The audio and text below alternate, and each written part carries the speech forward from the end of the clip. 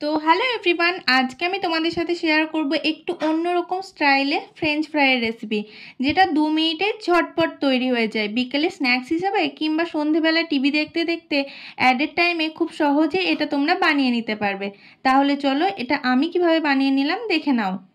সবার প্রথমে আমি এখানে একটা বড় সাইজের আলুকে এরকম লম্বা লম্বা চৌকো চৌকো করে কেটে নিয়েছি।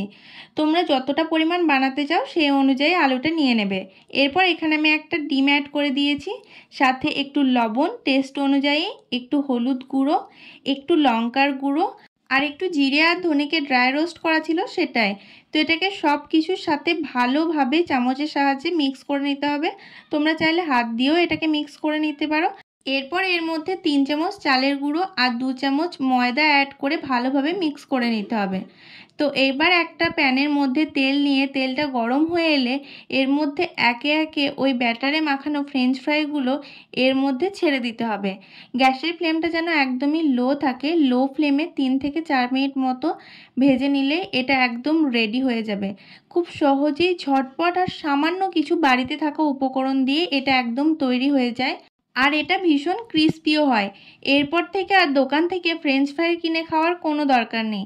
যখনই ইচ্ছা হবে বাড়িতেই ঝটপট বানিয়ে ফেলতে পারবে। তো এটা আমি 2-3 মিনিট মতো টাইম নিয়ে ভেজে নিয়েছি। এটা একদম রেডি হয়ে গেছে এখন আমার। তো চলো এবার শুধু এটাকে ঝটপট তুলে নেওয়ার পালা।